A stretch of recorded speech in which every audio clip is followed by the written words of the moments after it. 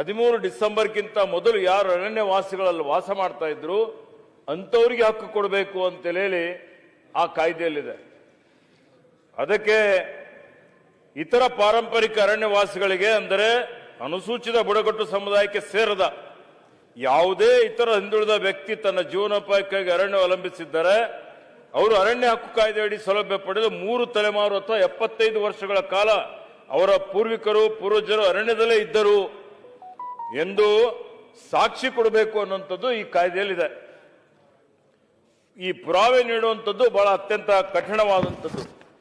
ಮತ್ತೆ ಇದು ಅರಣ್ಯ ಇಲಾಖೆ ವ್ಯಾಪ್ತಿಗೆ ಅಂತ ಬರೋದಿಲ್ಲ, ಇದು ಬುಡಕಟ್ಟು ಇಲಾಖೆಗೆ ಬರ್ತದೆ. ಬುಡಕಟ್ಟು ಇಲಾಖೆಯವರು ಸದಸ್ಯ ಕಾರ್ಯದರ್ಶಿ ಇರ್ತಾರೆ ಆ ಸಮಿತಿಗೆ.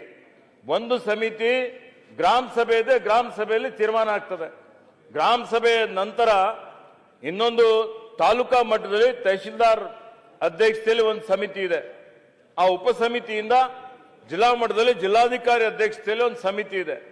ಆಮೇಲೆ ರಾಜ್ಯ ಮಟ್ಟದಲ್ಲಿ ಮುಖ್ಯ ಕಾರ್ಯದರ್ಶಿಗಳ ಅಧ್ಯಕ್ಷತೆಯಲ್ಲಿ ಒಂದು ಸಮಿತಿ ಇದೆ. ಹೀಗಾಗಿ ಏನಾಗಿದೆ, ಇಲ್ಲಿವರೆಗೆ 2 ಲಕ್ಷ ಸುಮಾರು 90,000 ಅಂದ್ರೆ ಈ ಒಂದು ಇಷ್ಟೊಂದು ಅರ್ಜಿಗಳು ಯಾರು ಬುಡಕಟ್ಟು ಸಮುದಾಯದವರಿದ್ರೆ 30% ಅರ್ಜಿಗಳು ಅದರಲ್ಲಿ ಮಾನ್ಯತೆ ಪಡೆದಿದ್ದಾವೆ, ಅವ್ರಿಗೆ ಹಕ್ಕುಗಳನ್ನು ಕೊಡಲಾಗಿದೆ. ಯಾರು ಇತರ ಪಾರಂಪರಿಕ ಅರಣ್ಯವಾಸಿಗಳಿದ್ದಾರೆ ಬುಡಕಟ್ಟು ಸಮುದಾಯಕ್ಕೆ ಹೊರತುಪಡಿಸಿದಂಥವರು ಅಂಥವರು 99% ಅರ್ಜಿ ತಿರಸ್ಕಾರ ಆಗಿದ್ದಾವೆ. 2,41,000 ಅರ್ಜಿಗಳಲ್ಲಿ ಬರೀ 2,000 ಮಾತ್ರ ಅದಕ್ಕೆ ಮಾನ್ಯತೆ ಕೊಟ್ಟು ಅವರಿಗೆ ಹಕ್ಕು ಕೊಡಲಾಗಿದೆ.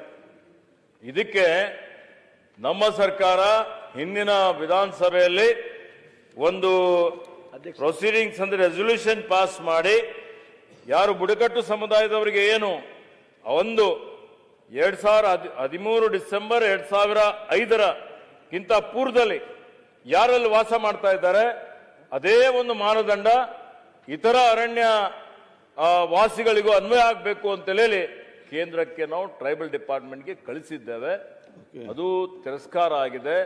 ಈ ಒಂದು ಕಾಯ್ದೆ ಬದಲಾವಣೆ ಆಗುವವರೆಗೆ ಏನೂ ಆಗೋದಿಲ್ಲ.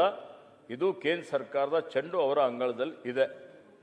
ಮತ್ತೆ ಪುನಃ ಯಾವುದಾದ್ರೂ ಇದು ಮರುಪರಿಶೀಲನೆ ಮಾಡಬೇಕು ಅಂತ ಹೇಳಿದ್ರು ಅರಣ್ಯ ಇಲಾಖೆದು ಬರೀ ಕೆಲವೊಂದು ಏನು ಛಾಯಾಚಿತ್ರ ಇರ್ತದೆ, ನಿಮ್ದು ಉಪಗ್ರಹ ಆಧಾರಿತ ಛಾಯಾಚಿತ್ರ ಕೊಡುವಂಥದ್ದು ಮತ್ತೆ ಮ್ಯಾಪ್ಗಳಿದ್ದಂಥದ್ದು ಕೊಡುವಂಥದ್ದು ಮಾತ್ರ ಅರಣ್ಯ ಇಲಾಖೆ ಜವಾಬ್ದಾರಿ ಇದೆ. ಬಾಕಿದೆಲ್ಲ ಟ್ರೈಬಲ್ ಇಲಾಖೆ ಮತ್ತು ಕಂದಾಯ ಇಲಾಖೆ ಜವಾಬ್ದಾರಿ ಇದೆ. ಮಾನ್ಯ ಅಧ್ಯಕ್ಷರೇ, ಒಂದೇ ನಿಮಿಷ.